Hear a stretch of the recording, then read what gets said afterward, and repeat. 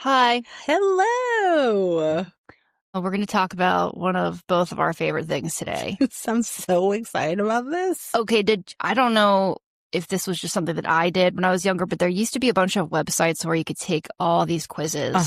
Like, what kind of fish are you? What kind of sofa are you? What kind of cheese are you? Yeah. Yes. I don't even remember what I was, but No. all I know is I wanted to know all the...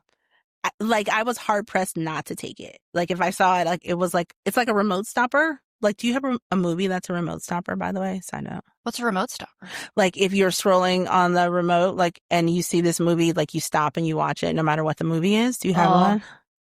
I don't know. So mine is Devil Wears Prada. If it's on, I gotta watch it. I love that movie. Yep. I can't stop myself. It used to be Pretty Woman. I'm still gonna say I'll stop and watch Pretty Woman too. Okay. Yeah. I hear it. You don't have any? I have movies I like. It just depends on what mood I'm in. Mm-hmm. I could see that. And I never am really I'm only clicking through like Netflix and stuff. I'm not like clicking through cables, so it's not. It's different. Yeah. There's no urgency. Mm-hmm. I like it. Okay, that makes sense. Yeah. Yeah. But I get what you're saying. I get the concept. Mm-hmm. Who doesn't need to know what kind of cheese you are? It's important information. Are you Brie? Are you Swiss? Are you Colby Jack? My God, are you blue cheese? Not. Oh, well. I don't want you to be. You should go get your allergies checked. Living in that much mold cannot be healthy. But we're not going to talk about what type of cheese we are today, although that would be very interesting as well. Kelly and I both had the idea at the same time without talking, which is always fun, that we definitely need to talk about our favorite grown-up sort of personality test, which is the Enneagram. Love the Enneagram. So the Enneagram is, I'm giving you like a prescriptive definition here, personality framework that explains your core motivations, fears, and stress patterns, not your hobbies or aesthetics, which I tend to say it kind of does, kind of goes around that too, but whatever. Yes, that's the Enneagram, you guys. And so there are 9 types of Enneagrams.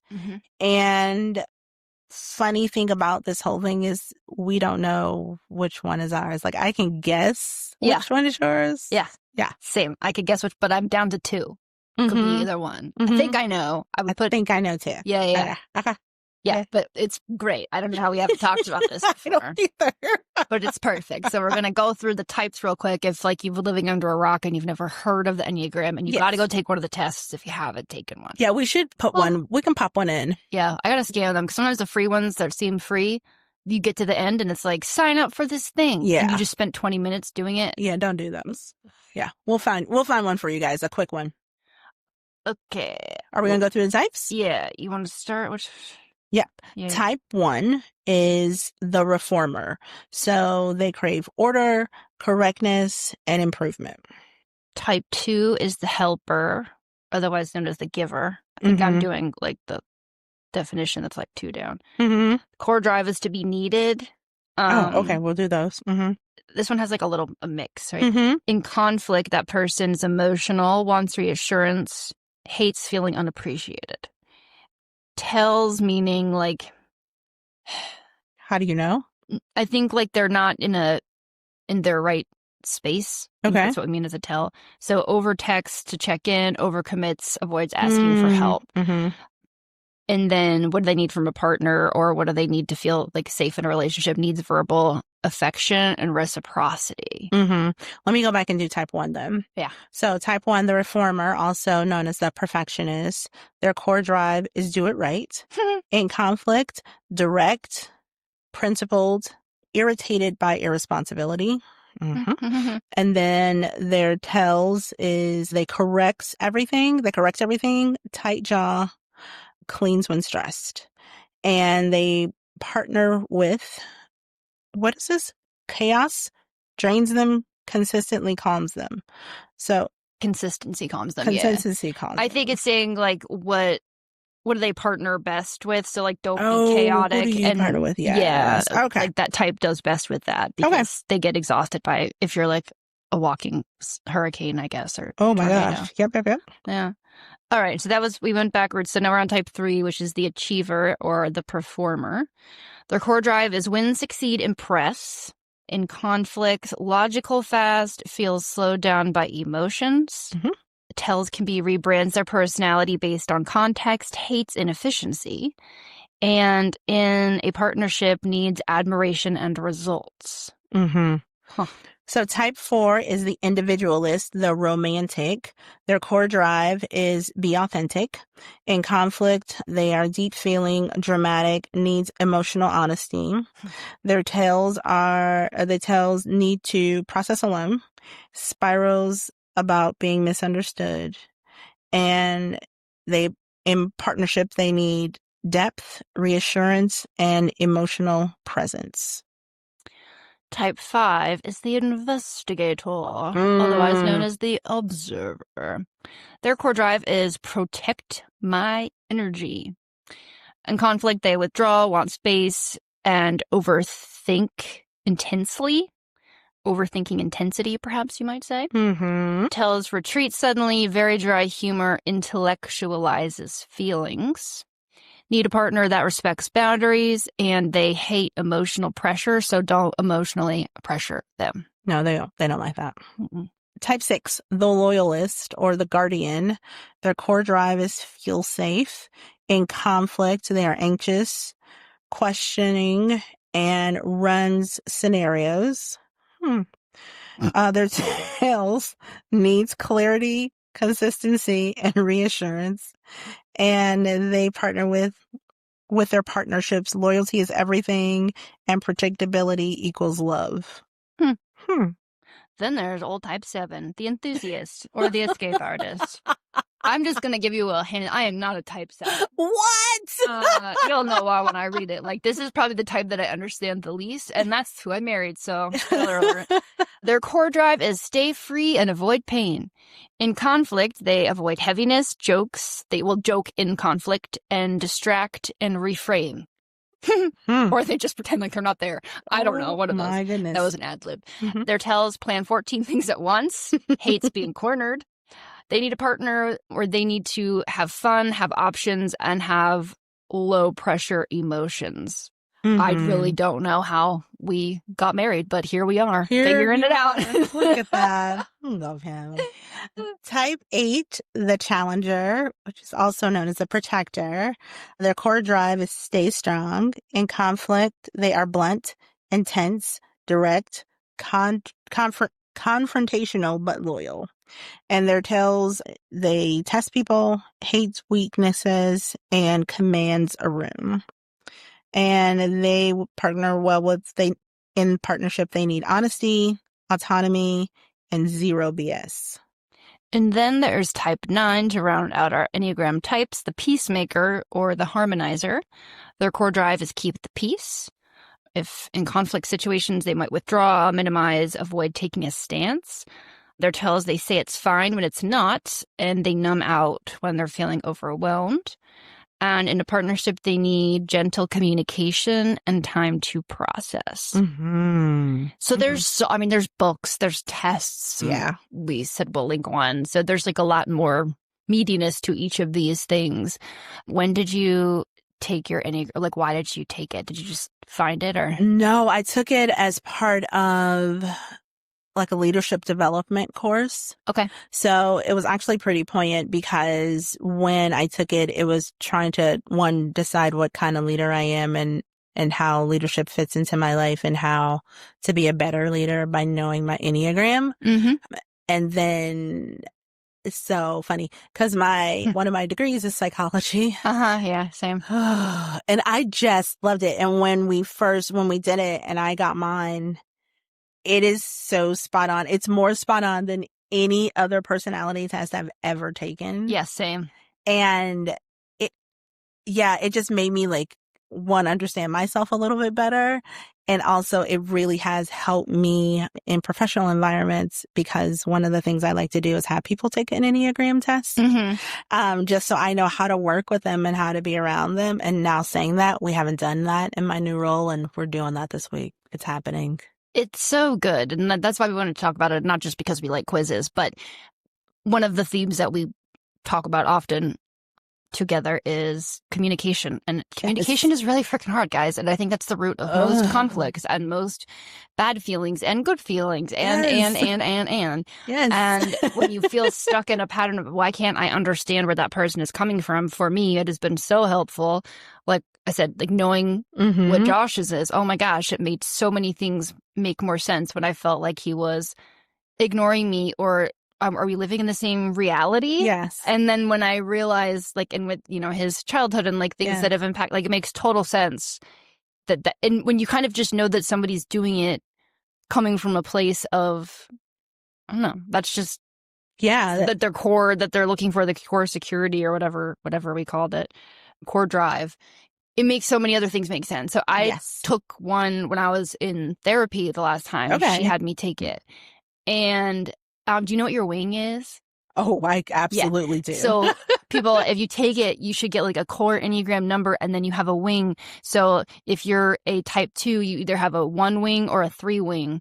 And so generally there's like a type 2 with a one wing is different than a type 2 with a 3 wing. Yes. And they get into all the details of all of that. Like you can look up like all the details of all of the different wings with your core Enneagram number.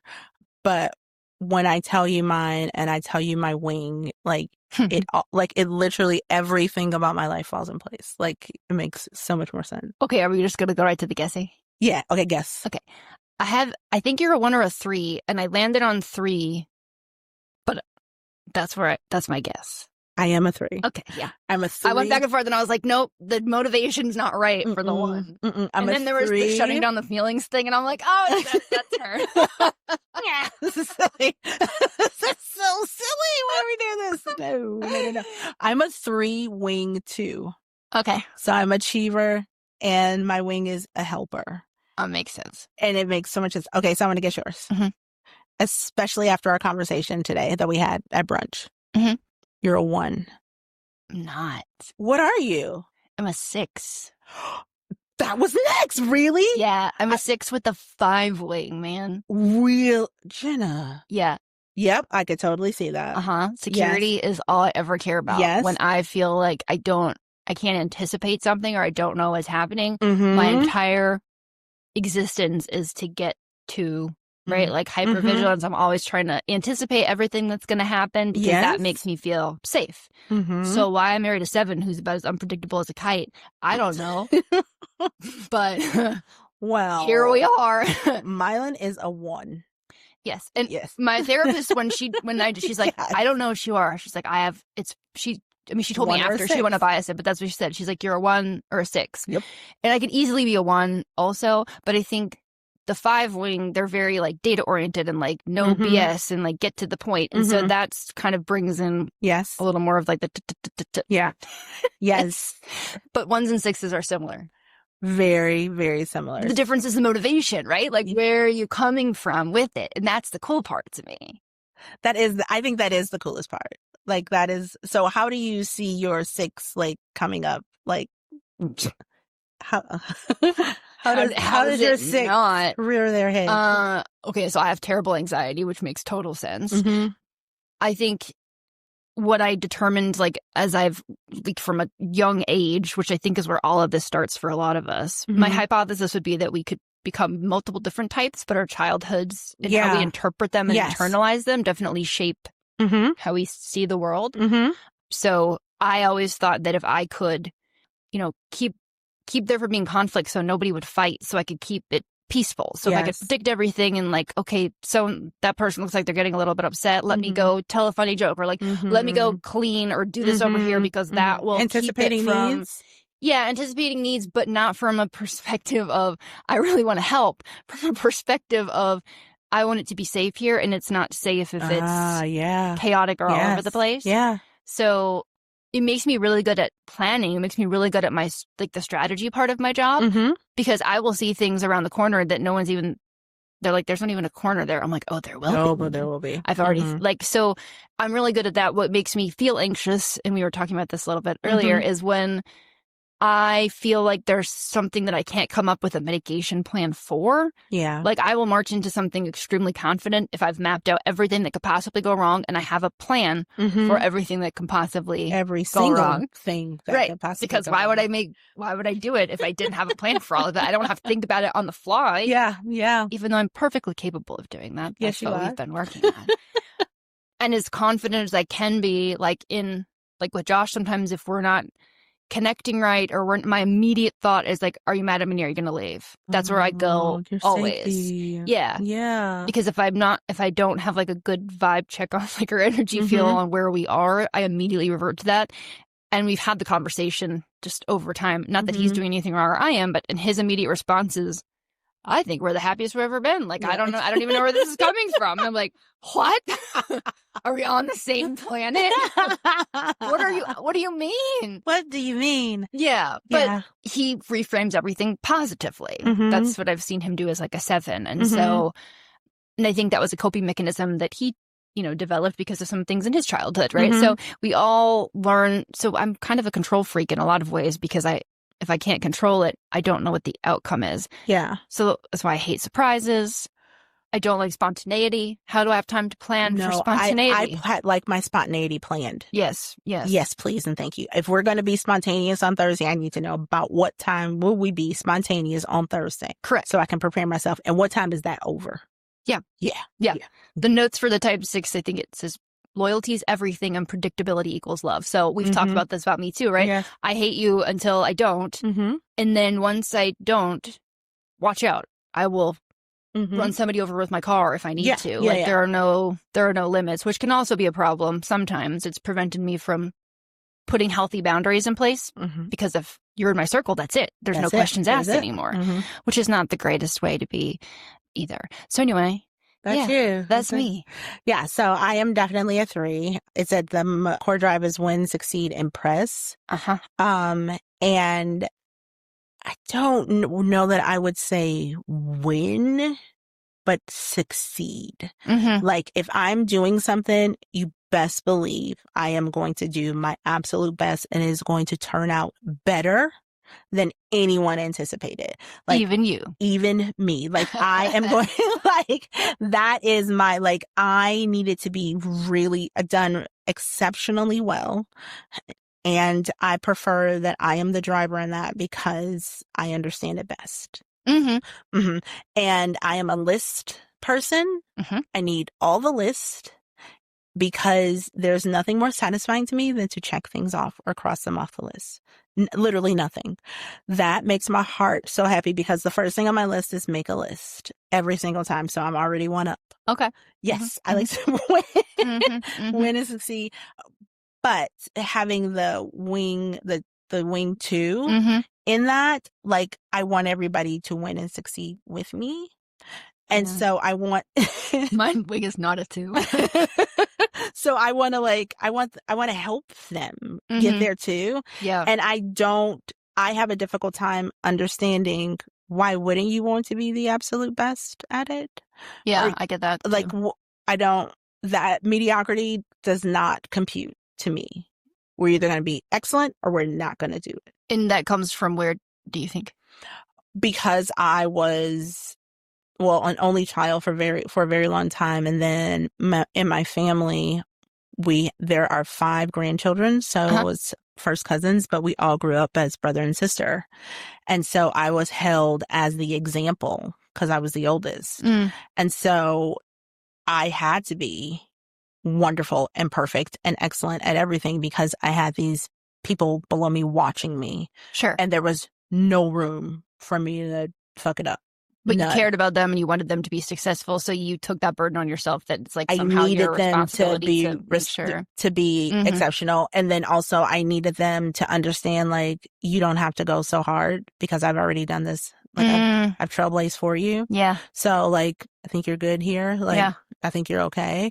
But I had to be the example. And help them get through. Like it's so crazy. It makes total sense. So my wing is a 5, which this is probably almost more of what I lead with. So withdraws, wants space, overthinks intensely. Retreat suddenly. I have this joke with our friends that when we would have parties, I Irish goodbye everyone at my own house because I'm just like, well, I'm done. I'm going to bed. That's and me I would too, just though. be gone. Yeah, I will. Well, also Irish we just goodbye. both like sleep. So yeah. Dry humor intellectualizes feelings. Mm-hmm.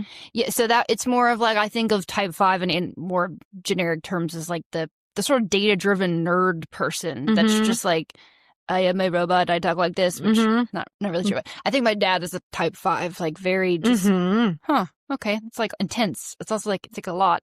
Yeah. So that tacked on to the overthinking, hypervigilant 6, like that's a lot. But again, all of my stuff, like I want to do things for other people and I want to bring more, not necessarily because that makes me feel safe, right? Because if I'm contributing the most in the relationship, you can't tell me that I'm not enough, right? Which has led to me being in relationships and feeling like, why does this feel very one-sided? Well, that's just because it was. Yeah. So for me in relationships, it's like, okay, I want us to have the best possible relationship. The best. I want it to be top tier. And with that, if you can't get here, I am going to help you along. But I do not understand why you don't want the absolute best. Of course you do. So I'm going to help you get here, but it's going to be the best. That's your potential in people quote. Yes. Yeah. Yes. Yeah. Always. Like, when I think about, I guess when I don't know how I come across. I don't know if I come across more as a 3 or a 2. I think it would be either way, depending on the day. But neither of them are like, they're not hidden in plain sight. Like they're very obvious, like a neon light for me. But yes, I need it to be really, really good, whatever it is. Yeah. Yeah. And I do too, but because that makes me feel safe and in control. Yes. If it's the best, you can't top the best. You can't top the best. Just be the best. Yes. That's how you stay safe. Right? So like we both want to be the best. We just have different motivations for why we want to be it. Yeah. Which I think it's so cool. Yes, I do. I think that's great too. Do you have people in your life that are, I mean, other than Josh's crazy 7? And Josh, I love you, but 7, are you sure? Other than Josh's crazy 7, yeah. Like, do you have people in your life that are like different Enneagrams and that kind of confuse you a little bit? I haven't talked about this with enough people, I don't think. I think I've tried to force people to take the quiz, but I found that not everyone is as jazzed about these type of things. Like, do you know what your Myers-Briggs is? It's like, what is it? I'm an INTJ.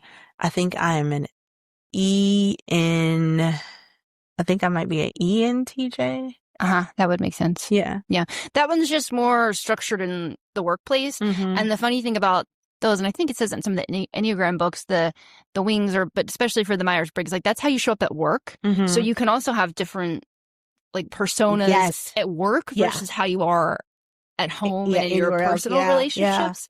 Yeah. So I thought that is fascinating. I think that's fascinating too, especially being an E, which is like extrovert for those that don't know, and I is introvert. Because I am alone. I need to recharge my batteries. I'm an extrovert until I am absolutely not. Like, and there are just times I just don't want it. I don't want the chit chat. I don't want to do it.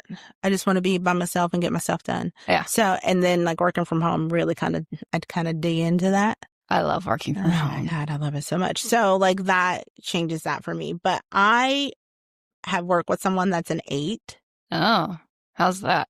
Exhausted. Like, it's like, oh my God, like everything. Like, if every battle's a battle, then nothing's a battle. Like, come on. Like, why are you so combative? They feel combative to me. I think I work with a couple 8s, yeah. They feel combative to me, and I like things easy, like easy. And they do not like things easy. Well, do you know anybody that you would guess is an 8 with the 7 wing? I feel like that's a lot of men in corporate America, right? Because they go into the room and they're like, I know the things I hate weakness. Let me test somebody. And then they think that they're running the room. But then they leave the room and they're like, that meeting went great. And I'm like, were we in the same meeting? That was terrible. Did you see everyone's face? But they just reframe everything Brad. to be excellent. Yeah, I think Brad is an 8 with a 7 wing. I agree with you. Right? That is, you literally just described Brad. Uh-huh. Like, cannot read the room to save himself. No, everything he sees is just coming up daisies or whatever the saying is. Like, I'm like, everybody hates you in that room. Yeah. Like, they get irritated when you speak. No, and he's like, no, they no, loved me. They love me. It was amazing. I blew it out of the water. Maybe like with a palm. Like, Yeah. wasn't good. It was not good. Yeah, I could see that in a lot of men in corporate America like that. Yeah. Oh, I'm that's sure some gross. women too, but more so stereotypically men. Is there a type you wish you were? I don't know. They seem to all have strengths and weaknesses. I wonder what it would be like to not live your whole life worried about security. Mm-hmm. Because even as I have evolved as a person and worked on a lot of my stuff, Mm-hmm. that is still absolutely, and I think will be until the day I die, my core need. What it looks like for me to feel safe and secure maybe changes. Mm-hmm. But if I feel that I am not, and I was thinking to our conversation about friendships, right? Mm-hmm. As soon as I feel, so I take my need for safety and security and I put that with my 5 wing, my let me overanalyze and overthink everything and just like logicalize it, Mm-hmm. because I can be obnoxiously logical, Mm-hmm. as, you know, creative and weird as I can be. I think that's why if I sense that something's like not right, I'm like, that's not predictable. Get me the heck out of here. So that's how I almost feel like a little like a 6 in that I do seek security, and that makes me feel settled. Mm-hmm. Because if there is the tiniest bit of something not right, Yeah. I notice it immediately. Yeah. And now I'm just watching. Right. Yeah, the hypervigilance is fun. Uh-huh. I love that. That is the most fun part of all of it. So I think I wish, as I'm looking at this, I actually think I would like to be a 7. I think you could be really happy there. Yeah. But y'all need to finish your projects. Oh, that would drive me crazy. You drive me nuts. That would drive me crazy. Yeah, I think I would like to be a 7. In my heart, I'd like to be a 7, and that makes me feel good. But even like thinking about being a 3, I mean, so we went to brunch today, listeners, Audacity crew. We went to brunch today, and we went with one of our very good friends, Beth.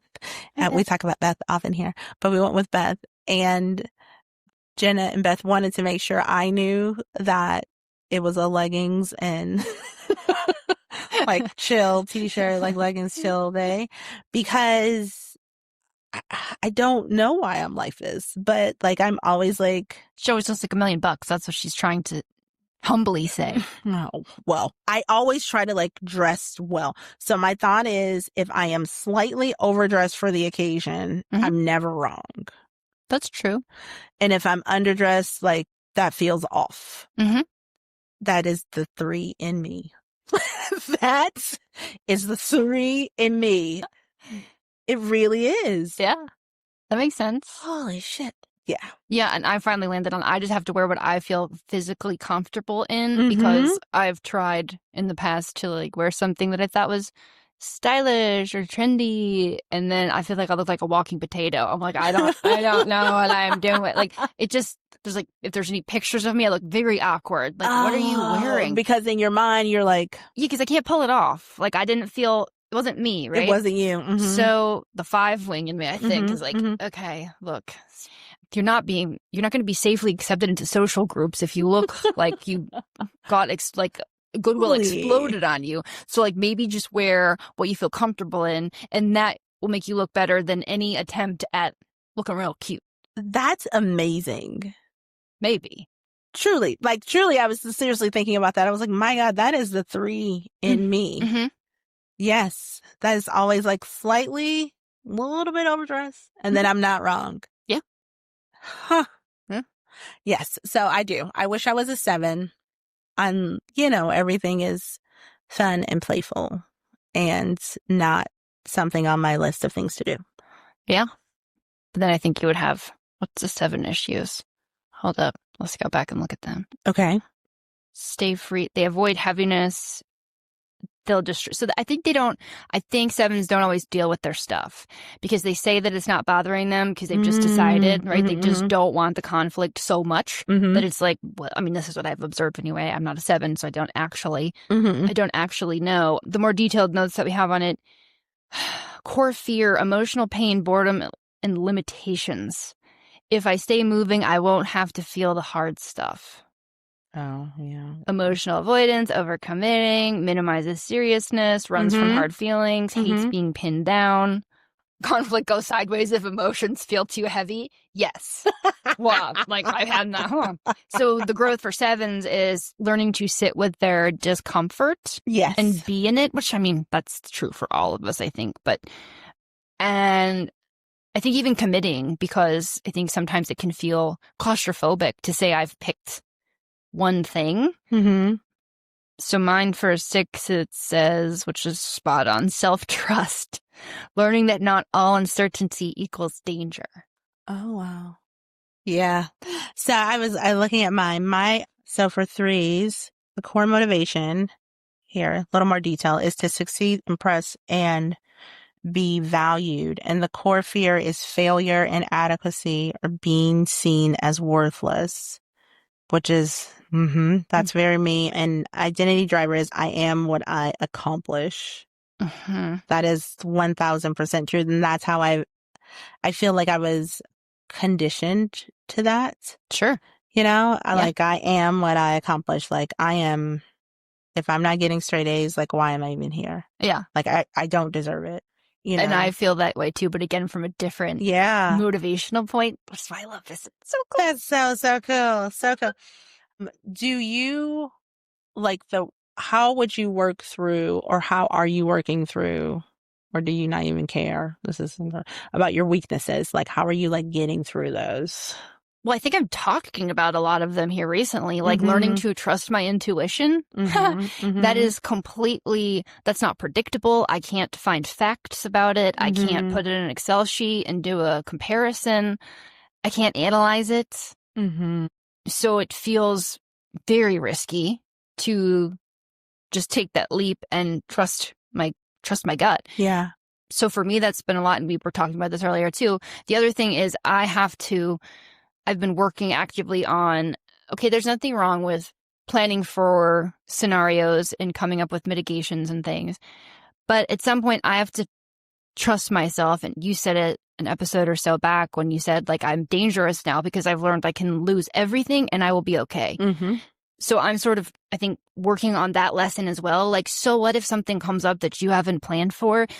You've always been able to figure it out. Yep. And you will. And so I think it's been working on how do I not live in that place of constant hypervigilance? And I'm sure it's had a toll on my body, like all of my weird stomach issues and my weird autoimmune stuff. That it's like you can't constantly be in the flight or fight mode, or fight and flight. Yeah. You have to come out of, probably in both, depends on who's bugging me.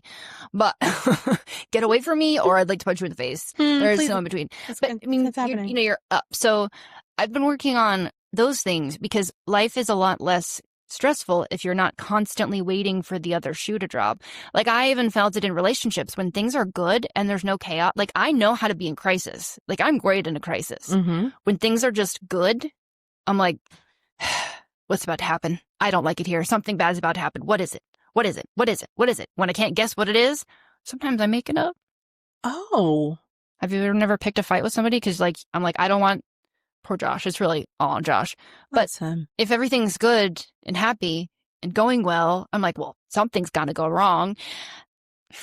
Really? Yeah.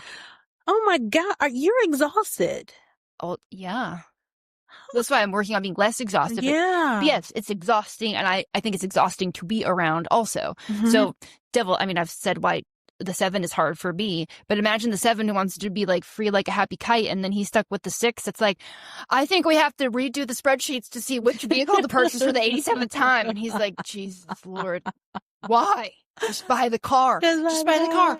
Or don't. It'll be fine. Yes. I'm like, but what if it's not fine? Yes. So I don't want to be like that, but there's value in it, right? Like you said, like, I'm good at analyzing things. I'm good at seeing around the corner and planning, but I'm not super organized either because like my planning is for security purposes and I feel like I've got it all up here in my head.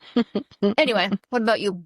So I was looking at the weaknesses here, and this is stress feature is image conscious, overworking, emotional disconnection. And so Never talked about that before. Yeah, no, not at all. So image conscious, I don't know that I would, in the way that I feel that I'm image conscious, I don't know that that's a weakness. I think it's just a thing. I like things to be aesthetically pleasing around me. And yeah, as long as you don't feel like your value is tied to that in any way. I don't. If you show up looking like a bum. I just can't show up looking like a bum. You should try it sometime. It's fun. So that doesn't work. But the overworking is a problem. It has been a problem for me.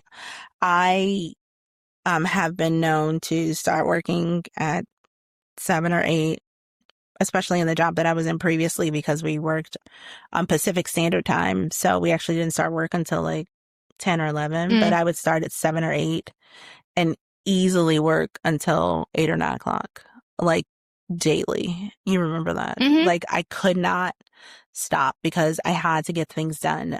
And I've tried to be more cognizant in this role because I work with a firm that is very serious about your time and making sure that your time is protected. And so I try my best always to leave around 5, be done at 5, like shut my computer down. But like that has been probably one of the most difficult parts about my job. Yeah. And also they like truly want you to take a lunch. And I'm like, I could be getting so much more things done. Like I can get so many things off my list. I have not stopped. So I don't leave my desk without a list of what I'm doing the next day. Like so when I sit down, like I'm already prepared and ready to go. Yeah, I do that sometimes too, but it's like on a haphazard sticky note thrown somewhere on my desk. You would hate it. Oh my God, I'm crazy. No. I have a digital notebook so that I could download it and put it. Oh yeah, I wrote it somewhere. It's probably like got under my coffee cup. Oh yep. So that I have been working on, and the emotional disconnection. Oh, you guys, I don't know if you've listened to any of our podcasts before, but feelings are a thing for me because I have very big ones. So the thing is, I have big, ginormous feelings. And I have not thought that I could be logical and also have feelings. Like there is a practicality that comes with emotional disconnection. Dude, I think you just nailed it. Yeah. Logical people don't. Yeah. Emotional people. You cannot be both things. I don't think you can be both things. And so you can, but we're not saying you can't, but no, this is what I'm learning, that in fact you can. And actually you are stronger because you embrace your vulnerability. But that has felt like it doesn't fit on my list of things to do. And I can't get through my list if I'm dealing with my feelings. And so previously, not so much anymore really at all, but previously, like I would literally just sit my feelings to the side. Like I can deal with those. I can put those in a box and not deal with them. And my therapist, so funny. He said to me once, my last therapist said to me before, he's like, you can some things you just are going to have to put in a box and put it away. And I was like, well, it's a neatly folded box and it's color coded in the shelving area. I don't know. It's like, so that if I need to pull it out, right, I can identify it. And I was like, I'm not just throwing stuff in a bin. Like what? Is that what you're suggesting? If I sit on it, the lid will close. Yeah. But yes, so that has been probably one of the most difficult things I've worked on in the past But wait, year. Explain more about that, because that sounds like he told you to actually not deal with your feelings and put them in a box? He said sometimes you have to compartmentalize things in order to get through them. And so he Okay. talked about me putting some things away in a box. But you have to come back to But I it. have to come back to them. Oh, there's the catch. Okay. Yeah, I got to come back to it. I was But like, wow, I need to see this therapist. No, want no, no. validation for disassociating. oh, no. You got to come back to it. And he was like, just throw it in the box. And I was like, well, that's not going to work. That's cute. I'll put it in there. Yeah, but Never opened it. No, I'm not going to throw anything. That's silly. But yeah, so I have been working really hard on acknowledging my feeling. How's that going? Oh, it sucks so bad. It's getting easier because I'm doing it more, but like acknowledging my feelings and also taking a beat to acknowledge them before I move on to the things that I need to get to on my list. Because what I am finding is that just the recognition of an emotion, whatever it is, or several, I guess sometimes that's more than one, whatever. So, but recognizing that, like that has really helped me like to, I don't know, not stress so much about the success of the thing and kind of dig deep into how I'm getting to this place and working through it. Yeah, I don't love it. But then if you work all the way through it, eventually you can throw that box away. I know. And you hate clutter. I hate it. I love to purge. So, right, this has really been the thing that's helping me. Just think of it as a declutter. Because I win at the end. I win. Then there's you like, oh, this old feeling. Oh, I thought I was missing this one. No, I'm getting better about that too. It definitely gets rid of the power of it or something. Yeah. Like this is not a direct statistic or anything, but I've read many articles that suggest that more women get autoimmune things because women tend to have to suppress. I have been reading this too lately. Yes. Right? And so when you are putting your feelings in a box or putting them away and never taking them out again, I have bad news for you guys. It's still there. It doesn't go anywhere. And then it just sort of starts manifesting itself in your physical body if you're not getting it out. You almost have to like purge it out of your physical body so it doesn't have to stay there. Like women literally die from holding their feelings in. Like it's crazy what happens. Yes. And then also we can be logical and have feelings, right? Again, I'm saying this as a reminder to myself more than anything else, but feelings aren't facts. They are not. Right, but they're clues. Like something is wrong. What's going on here? If I am sad, well, sometimes it's obvious why you're sad, right? Am I angry? Am I frustrated? Get you one of those feeling wheels. My therapist made me get one of those like I was 5 years old. She's like, start out the big feeling and work your way out to the more sophisticated, like the more, I'm like, I don't know. I don't. I'm fine. She's like, fine, so I'm feeling. Try again. It was annoying. But I think when you can identify what you were feeling and the more specific you can get, like instead of just angry, are you angry or are you anxious or are you scared or are you feeling insecure and why? And then you can Or do you need a nap and some water? Yeah. Sometimes you just need a nap. Maybe you are tired. I'm always tired. But it's just, it sounds so simple, but I think the more you do it, it's like anything else, like the easier it gets to pause in the middle of the feeling episode and be like, hold up. I think that's a clue that maybe this, and this is going on and I need to maybe do this, and this. Or just sit in it and be uncomfortable. That's what I'm not good at yet. So that is the one that I've really been working through because what happens with me is that like I'll have a feeling. So earlier in this evolution of this feelings shit, I would have a feeling, fine, I know what the feeling is, and then I move on. I mean, because I acknowledge that was a feeling, sure. But then I move from it. And so now it's like I acknowledge the feeling and I take a beat and see like, where am I in this space? Like, and what is this truly affecting? And, like, it's the worst. It's just... I'm imagining Kelly's feelings as Amazon drivers. They're all outside her house waiting in a big line around the block because she has to, like, she's like, I see you. And they're like, you have to take the package and open it, ma'am. And she's like, I saw you already. Yes. I know that you're there. It's fine. And then they're like, swarming actually, your house. could you just go to another house? Like, that would be better for me. No, ma'am, you ordered this. It's yours. You must take it. Ooh, but I don't want it anymore. I don't want that anymore. So yes, so I am so curious about other people's Enneagram. Like my guy is a 1 in every way and very much a perfectionist. But it's not like a happy perfectionist. It's like it's like he doesn't have any other choice. And so he has to make it perfect because he doesn't want to do it again. Mm-hmm. But everything has to be as so, like just such. Yeah. And it is so stressful for him. And it makes me like really, really sad, that it's so stressful for him. And so I come in with my wing too and being all helpful. So flutter, and come in and trying to be all helpful. But that is not necessarily what he needs. Sure. And then you have to, I'm sure, be careful that you don't neglect your own feelings about the situation in order to try and help. Yeah, it's a very delicate balance. Mm-hmm. But also me as a 3, I like, okay, so let's make a list. So, I will list the shit out of something. Yeah. And I'm like, Josh, I just need you to let me go do my spreadsheet, my budget for the next 3 to 4 years because I will feel better. I'm going to feel better about everything. Yes. And I think some things, that's what you have to do, right? You don't have to change everything about yourself. That's not what we're suggesting. It's just fun. It's enlightening from my perspective, from our perspective, to understand, that's why I do that. That's what is driving this behavior. Because then you can adjust it and like use it for good. Mm-hmm. So I can use all my hypervigilance for sick stuff to be like a really good planner, a risk mitigator.